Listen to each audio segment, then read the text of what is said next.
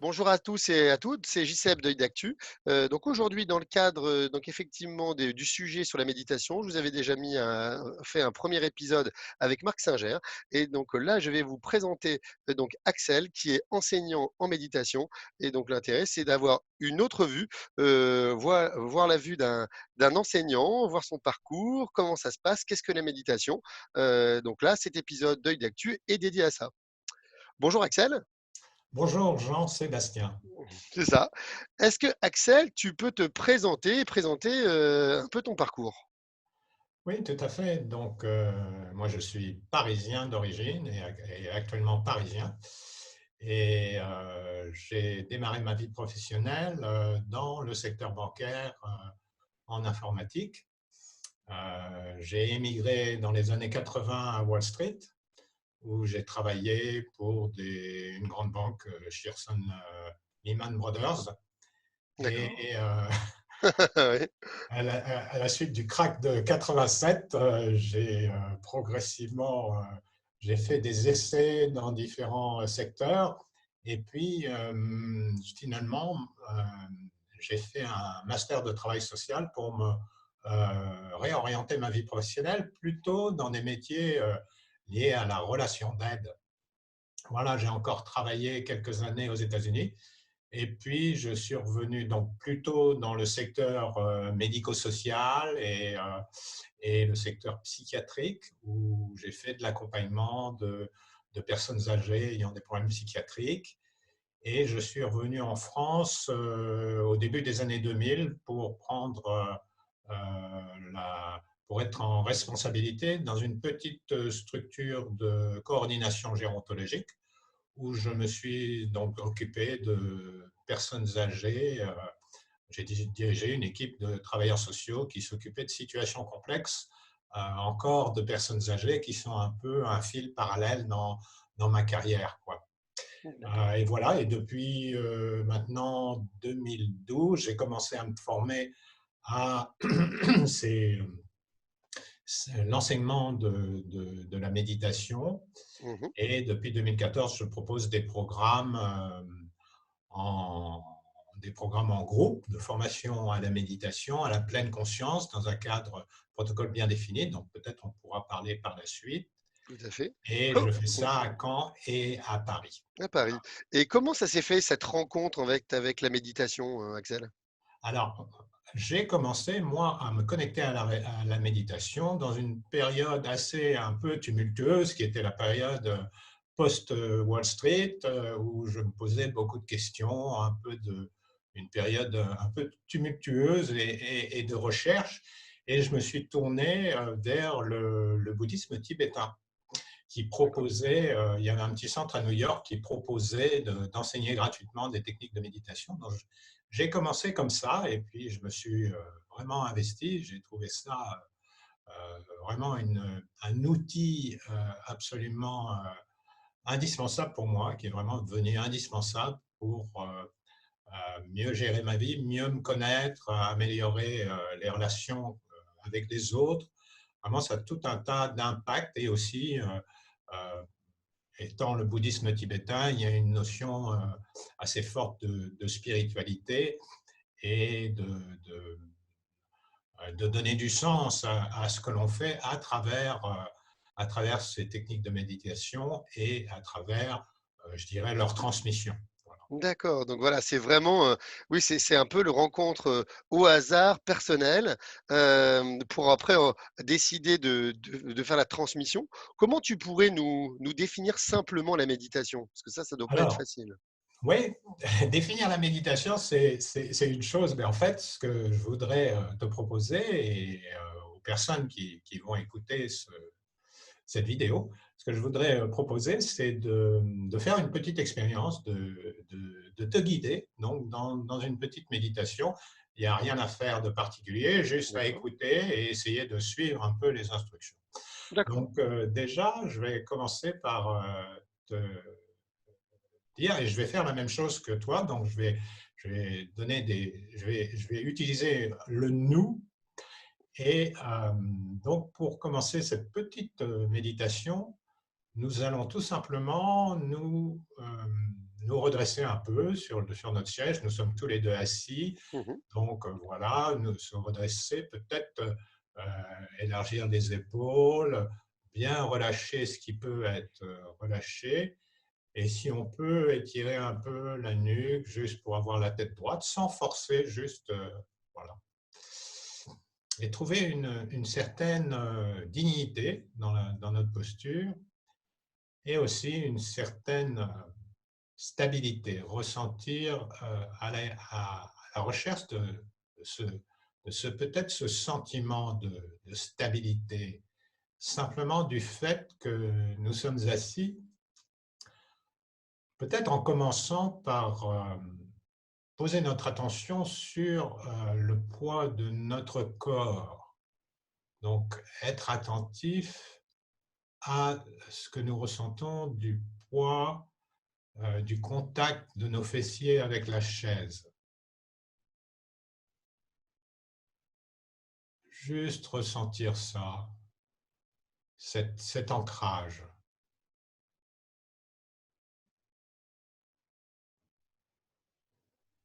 Et puis, de la même façon, peut-être aussi être attentif à ce qui se passe dans nos pieds, comment nos pieds sont en contact avec le sol. Peut-être pour cette raison, il est souvent conseillé d'avoir les pieds bien à plat si on médite sur une chaise, de trouver une posture vraiment stable. Et on peut parfois ressentir cette connexion avec le sol à travers euh, les sensations corporelles des pieds, un certain contact avec le sol où l'on est, le tapis, peut-être les pieds dans la chaussette, dans la chaussure, une sensation de chaleur, ou ça peut être des picotements.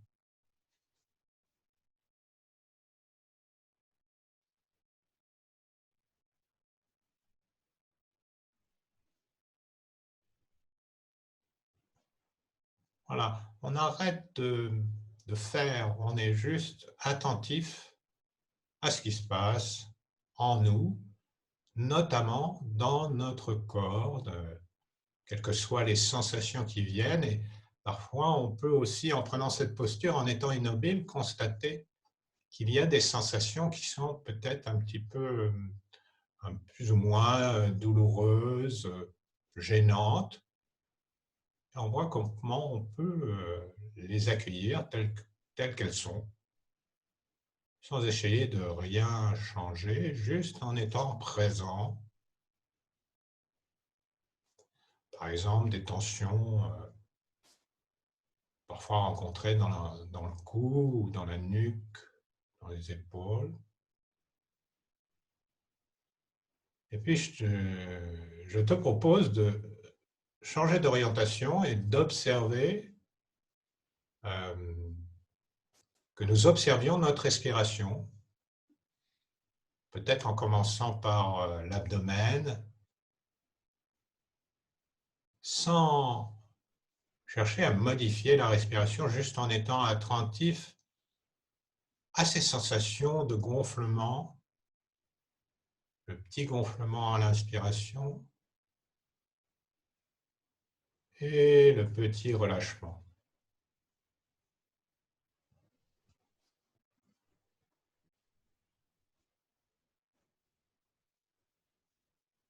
Alors j'ai oublié de le dire, mais on peut avoir les yeux ouverts ou on peut avoir les yeux fermés, c'est un peu chacun selon son choix. D'accord.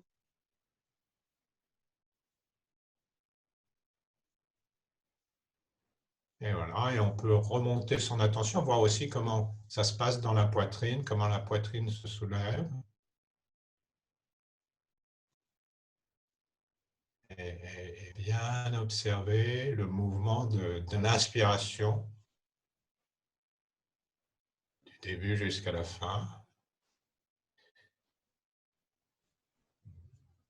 sans juger nos sensations, juste en les accueillant. Et si on est distrait, si on est emporté par des pensées, loin de notre objet de méditation, eh bien, dès qu'on s'en aperçoit, on revient aux sensations de la respiration, là où on en était.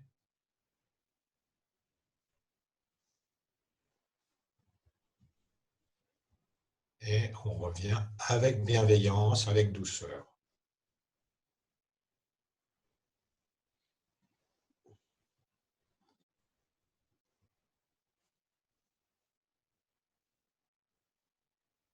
Voilà. Voilà une petite expérience de méditation. Oui, oui, c'est vrai que c'est difficile à décrire, hein. Moi, j'en avais déjà aussi un peu pratiqué, mais oui, on fait un peu abstraction, on est concentré sur sa respiration, sur les événements autour de nous, sur notre corps. Donc, c'est vrai, tu as raison, il vaut mieux le vivre, l'expérimenter que le définir. C'est vrai que là, pour le coup, pas facile. Parce Ouais. que c'est Alors, pas de la- c'est il y a quand même une quand définition. même une définition.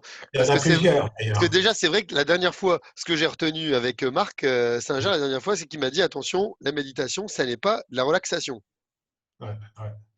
Alors, ce n'est pas la relaxation, mais ça peut être aussi, ça peut aider. Ce n'est pas Hmm. forcément antinomique. Donc, la définition qui est donnée par John Kabat-Zinn, c'est l'Américain dont je parlerai peut-être un peu plus tard, qui a créé le programme de réduction du stress basé sur la pleine conscience, Mhm. ou MBSR en anglais, Mindfulness Based Stress Reduction. Donc, D'accord. il a créé ce programme en 1979. Il était chercheur en biologie moléculaire, il a créé ce programme et c'est un programme qui a vraiment connu un grand succès parce il a été le premier programme d'apprentissage de la méditation dans un cadre laïque, c'est-à-dire hors du cadre religieux. Oui, d'accord. Donc, pour pratiquer, les gens qui sont intéressés par ce programme sont pas forcément intéressés par rentrer dans une communauté ayant absolument les mêmes valeurs ou les mêmes dogmes ou les mêmes croyances. C'est un programme qui ne nécessite pas de croyances particulières et donc il a recentré toute la pédagogie de la manière la plus expérientielle possible, c'est-à-dire vraiment une pédagogie qui est basée sur justement des guidages et sur des retours d'expérience des participants.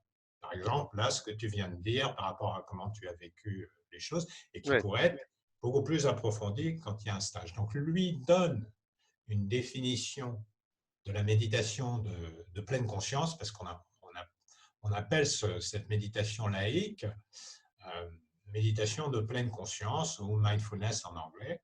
Et il dit donc que cette méditation, c'est une manière particulière de faire attention qui a trois caractéristiques. La première, D'accord. c'est qu'elle est délibérée. Elle est délibérée, donc on décide de faire attention et on Mhm. décide aussi souvent d'orienter son attention d'une manière particulière. Donc on décide de faire attention. Et la deuxième manière particulière, c'est que on fait attention à ce qui se passe dans le moment, d'instant en instant. Ouais. On ne se préoccupe pas du passé, on ne se préoccupe pas du futur, on se préoccupe de ce qui se passe Ouais, dans le moment, sur le présent actuel. Ouais. dans le présent, ouais. Et on pourrait dire dans la continuité du présent, parce que ce présent, en fait, Ouais. évolue. Le présent, c'est un peu on a beau le rechercher, il est difficile à trouver, parce qu'il y a une continuité. Donc, en tout cas, on n'est pas parti vers le passé et on n'est pas parti vers l'avenir, même si ça peut aussi faire partie de la méditation. Et dans le sens où, comme je l'ai dit pendant le guidage, il peut y avoir on peut être distrait. Et Ouais. quand on est distrait, on essaie de revenir à ce présent, on ramène fermement et doucement l'attention sur l'ici et maintenant.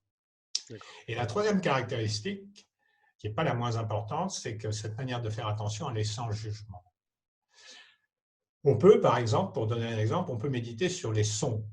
De la même manière que là, on a fait attention à nos sensations intracorporelles, le poids Mhm. du corps, éventuellement les différentes sensations dans Sensation, différentes parties, les tensions, la la respiration, hein. respiration. Mhm. On peut faire attention, on peut décider de faire attention à ce qui se passe dans l'espace sonore, tout ce qu'on entend.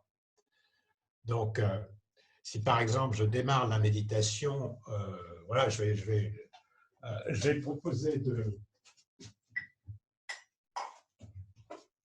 voilà, je vais faire partir un bol, mais le son du bol, là, malheureusement, souvent, ça passe mal avec les Ah, micros, mais je vais essayer de le on va faire doux. essayer. On va essayer. D'accord. Ça passe? Ça passe très bien. Puis, Bon, voilà. Donc le son, là, le son du bol qui démarre traditionnellement beaucoup de séances de méditation, mais mhm. c'est absolument pas nécessaire. Ce son du bol, si on médite sur les sons, on va l'entendre, on va l'écouter. On ne va pas chercher à se préoccuper de savoir s'il est haut, s'il est bas, s'il est aigu, s'il est strident, s'il est plaisant, déplaisant. On va vraiment essayer de revenir au son lui-même, Mhm. juste au son. Donc ça n'exclut pas le fait qu'on ait des pensées, ah c'est plaisant, ou qu'on ait des émotions qui viennent, ou des choses. On ne cherche Mais pas forcément à s'en débarrasser. Ce qu'on va faire par contre, c'est revenir se à recentrer, en l'idée fait. de Mhm. retour à l'objet de méditation et de retour, alors ça c'est assez important, de retour bienveillant. On ne va pas être là comme quand on est à l'école, tu sais, Oui, bon, oui.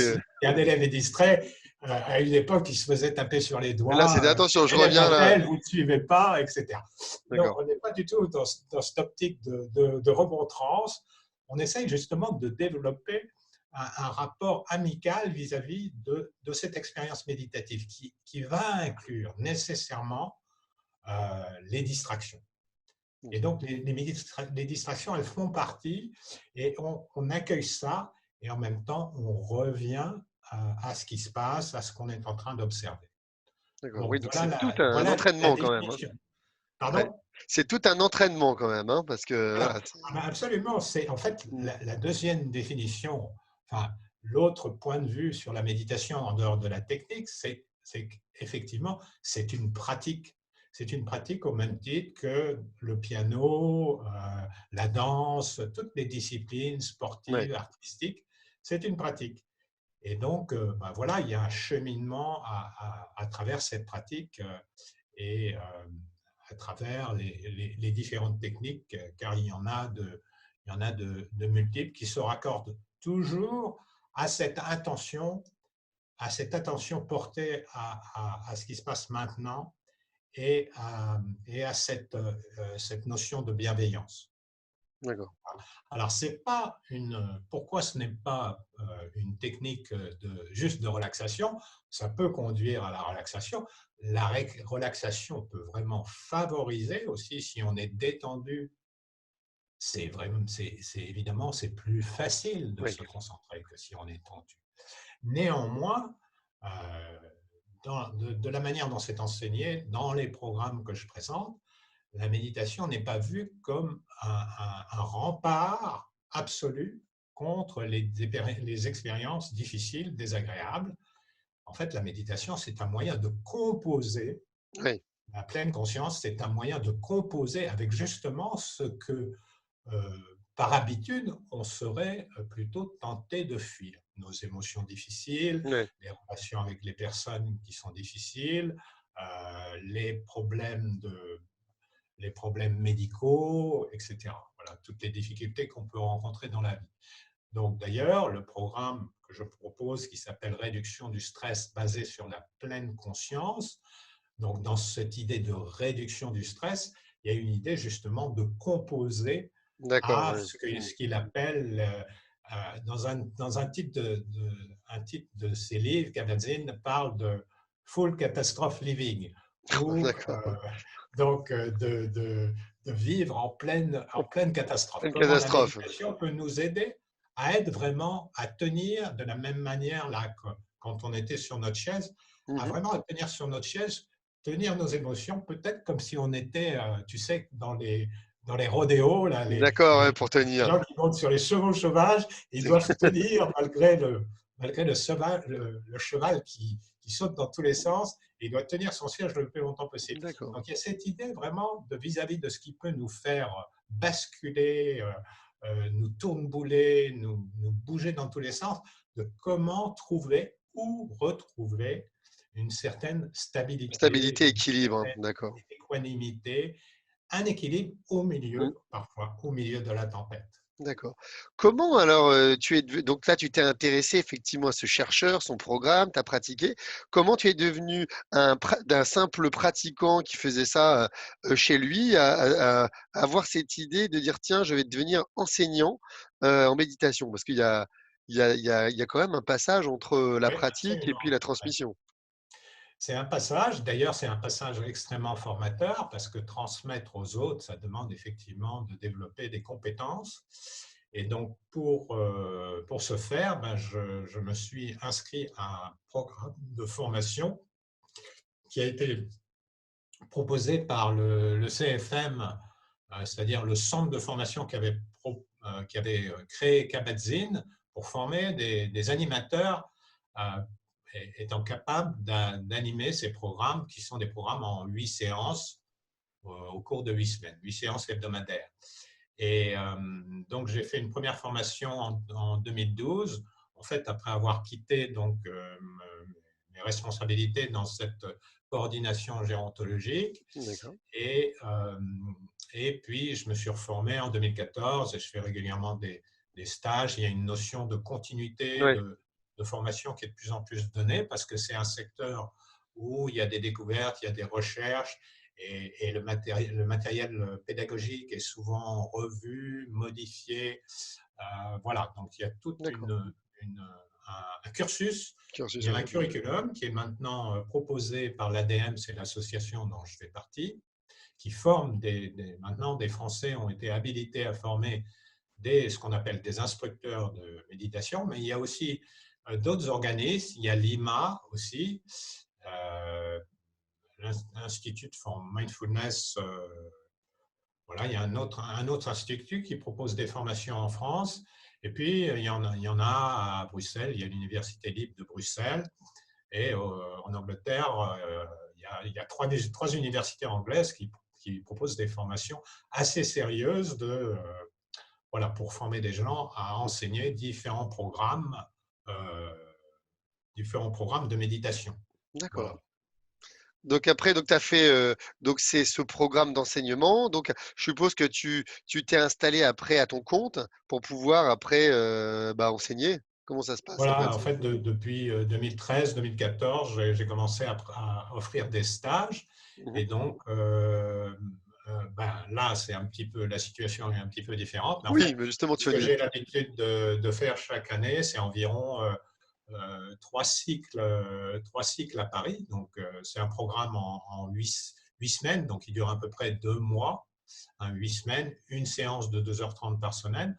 Donc, je propose ces programmes à Paris 3 fois par an, hein, une fois à la rentrée de septembre, une fois qui démarre en janvier, une fois en avril-mai. Mhm.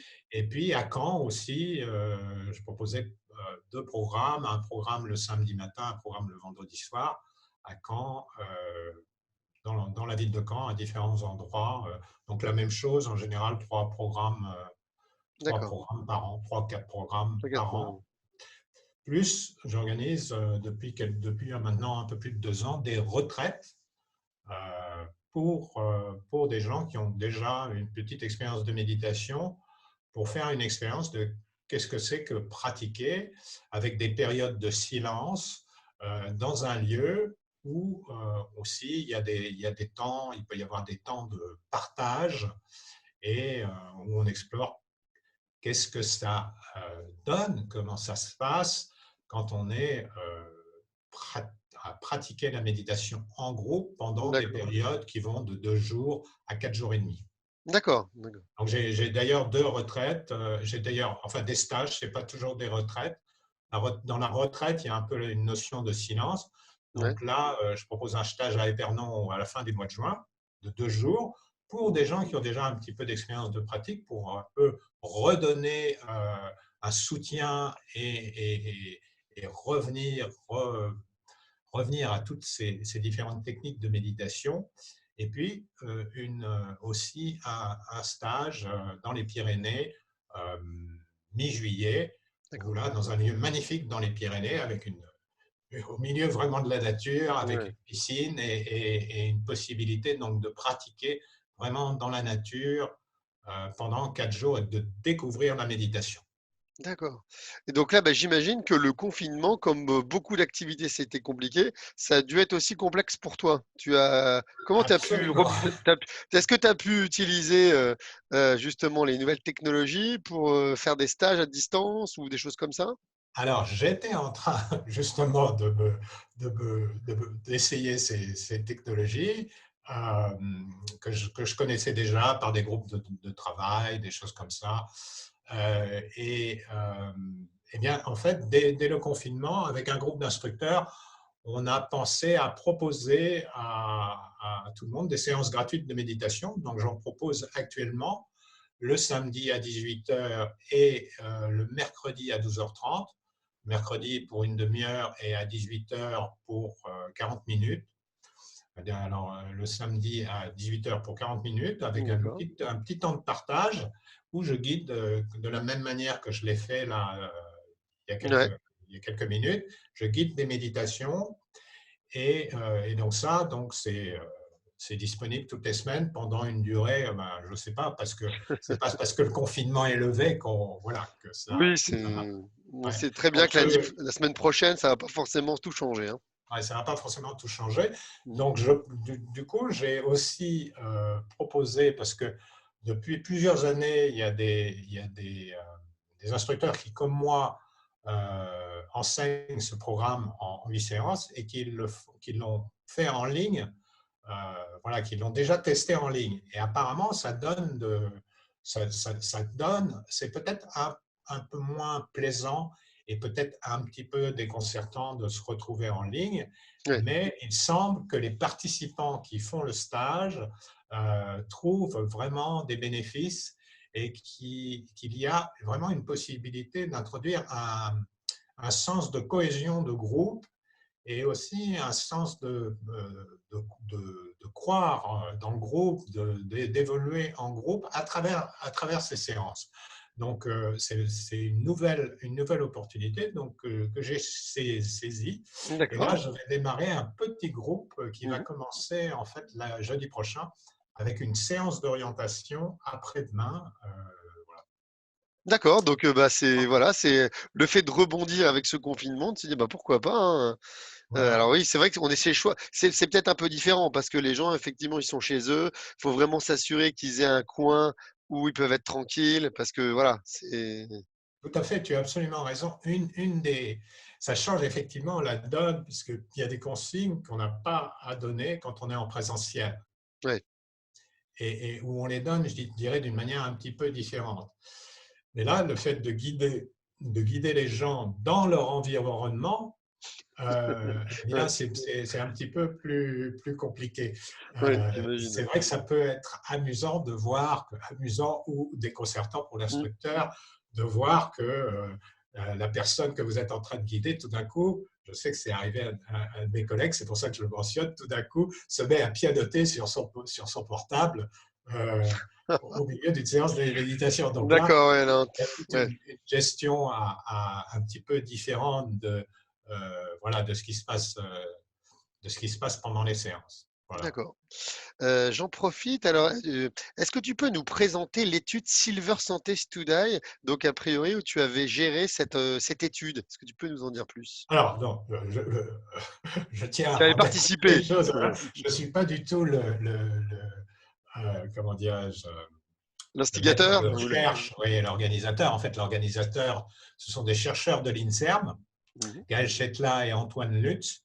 Donc l'INSERM, l'Institut de recherche médicale, hein, l'équivalent du CNRS pour toute la recherche médicale. Et voilà, c'est une recherche qui a été financée par la communauté européenne, donc plusieurs millions d'euros, une recherche aussi internationale puisqu'elle inclut différents pays comme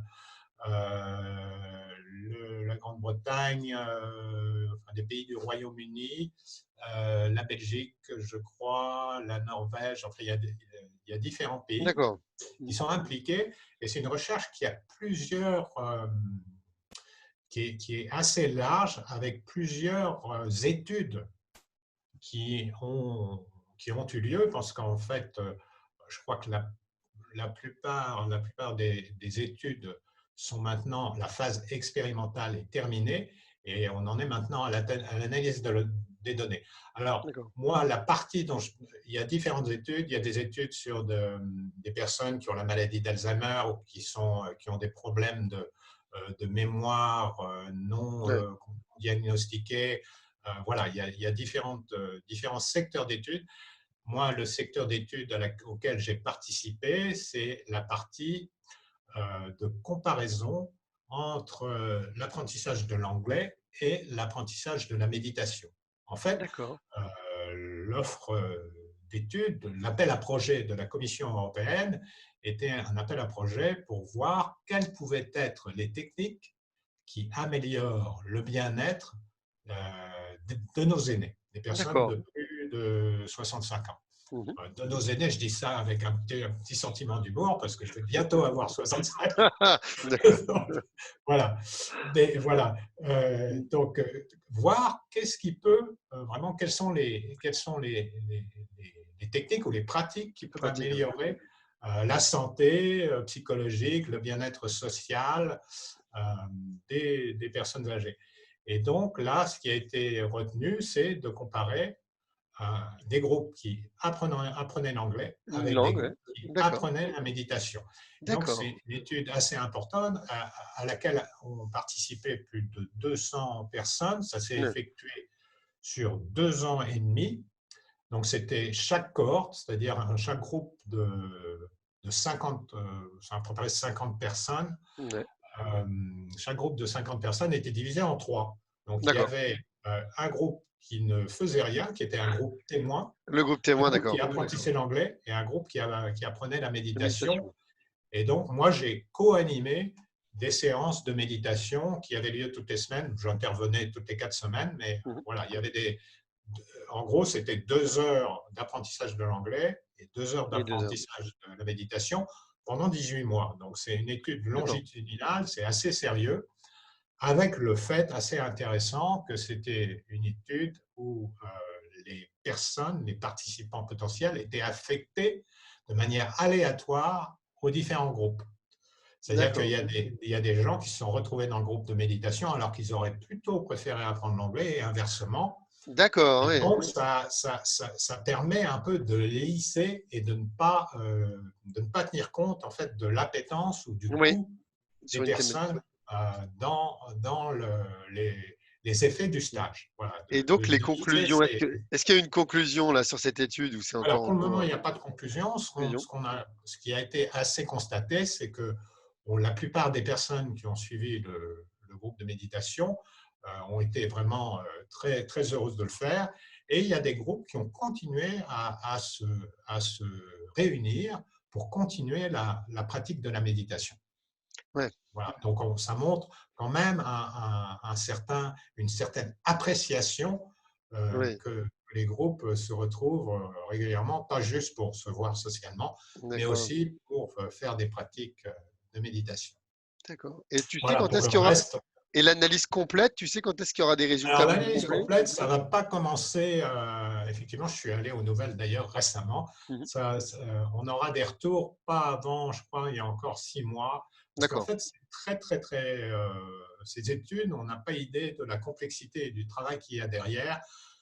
Parce qu'il y a beaucoup, vraiment beaucoup de données qui ont été prises, qui ont été récupérées, des données d'analyse biologique, sanguine, Ouais, des scanners du cerveau des personnes à différents moments de de l'étude. l'étude. Ouais. Donc tout ça, ça fait des entretiens psychologiques. Donc tout ça, ça fait vraiment beaucoup de données et ça doit être trié, analysé par des chercheurs voilà, sous l'angle statistique pour pouvoir donner des études qui aient une Une valeur validité. scientifique. Ouais. On en attend beaucoup parce que c'est une des études les plus importantes sur le plan justement de ce suivi dans le temps. Ouais. Parce que 18 mois, c'est quand même Oui, oui, et puis sacrée. c'est voilà, c'est régulier, c'est toutes les semaines, ouais, pendant 18 Voilà, mois, voilà, on verra vraiment l'écart entre le groupe test, l'apprentissage des langues. Non, super, c'est très intéressant, c'est clair. voilà. Bah, merci hein, pour ce Je t'en retour, prie. Axel. Est-ce que tu as un dernier message à transmettre? Parce que là, Alors, le l'idée, message, voilà, ouais, bon, dernier j'ai ou des messages, réfléchi, oui. j'ai réfléchi à ça. En fait, un message, peut-être pas un message, mais pour beaucoup d'enseignants de méditation, c'est vrai que cette période de confinement, en fait, peut être vue aussi sous un angle d'opportunité, puisque, en fait, en nous confinant, en nous donnant des contraintes auxquelles on n'a pas l'habitude, en nous faisant rester peut-être un peu plus chez nous, en diminuant une certaine agitation, elle nous invite à nous recentrer un peu le regard sur ce qui se passe en nous et ce qui se passe dans notre petit environnement. Donc, je crois que c'est l'occasion, enfin pour moi en tout cas, c'est ça que je constate, je résumerais ça en un mot, d'arrondir les angles. Arrondir les angles dans notre relation à nous-mêmes, être peut-être un peu plus tolérant vis-à-vis de ce que nous ressentons et arrondir les angles aussi avec les autres. Ne pas, non seulement ne pas nous mettre la pression, mais voir comment on peut relâcher la pression. Parce qu'évidemment, cette période de confinement, elle peut accentuer une certaine pression, notamment chez des familles qui vivent avec des jeunes enfants Oui. dans des endroits assez réduits. Donc, comment arrondir les angles, moi je dirais que c'est ça qui me paraît important. Et la méditation peut avoir un rôle à jouer justement dans cet arrondissement des angles, arrondissement euh, de tolérance, étant moins prompt à nous juger et à juger les autres. Voilà. Eh ben, merci, merci Axel pour c'était une interview très rapide hein, pour avoir un format qui aille bien avec ce qui passe sur Internet. J'espère que ça aura éclairci, je dirais, la vision de la méditation pour les spectateurs. Et puis ensuite, bah, je mettrai des liens, hein. Des liens. Je sais que tu as un site web et les Ouais, gens pourront très bien s'intéresser à ce que tu fais. Euh, Tu as dit que tu faisais aussi des séances le samedi, le mercredi, ça peut très bien aussi intéresser les gens de voir comment ça marche. tout à fait. Eh ben, merci beaucoup. Et mais merci de ton intérêt. Merci.